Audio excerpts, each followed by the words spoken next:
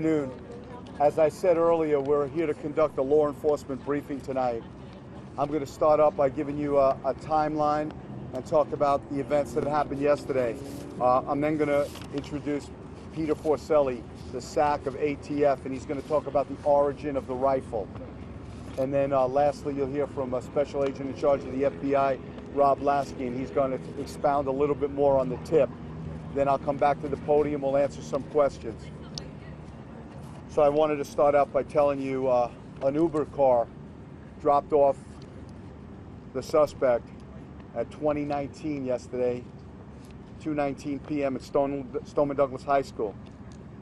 The suspect entered the east stairwell, that's building 12, with a rifle inside a black, soft case.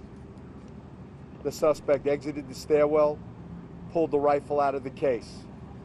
At 2:21 hours and 33 seconds, the suspect readied his rifle and began shooting into rooms 1215, 1216, 1214. He went back to 1216, back to 1215, and then to 1213.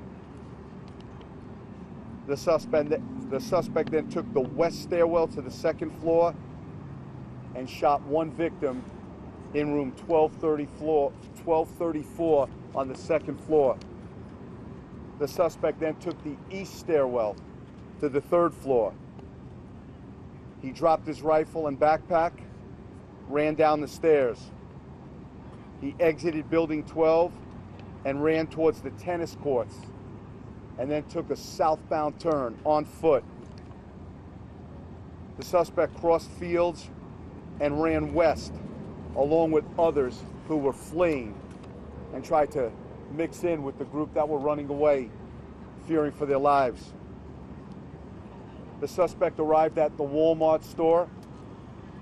He bought a drink at the Subway and then left the Walmart on foot. The suspect went to McDonald's, sat down for a short period of time. This was at 3:01 p.m. and he left on foot. At 3:41 p.m., 40 minutes after he departed from the McDonald's, the suspect was detained at 4700 Wyndham Lakes Drive in Coral Springs by an officer from the Coconut Creek Police Department. He was taken into custody without incident. Today, we've interviewed between the FBI, the Broward Sheriff's Office, and a significant amount of investigators from many other agencies, FDLE, a lot of local law enforcement. So over 2,000 people were interviewed, and we continue. This is a fluid investigation.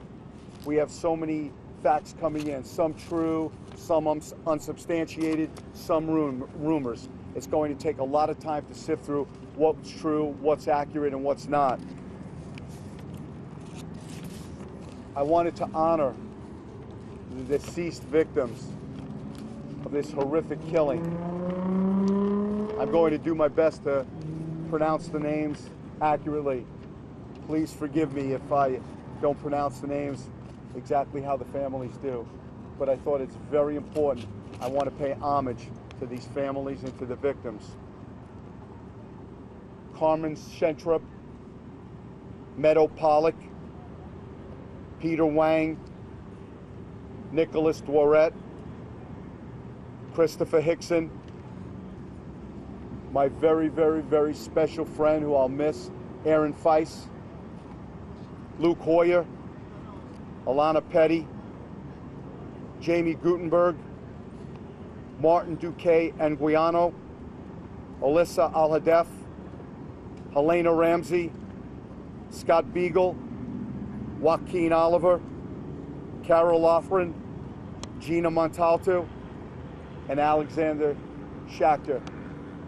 May they rest in peace, and may God comfort their families. At this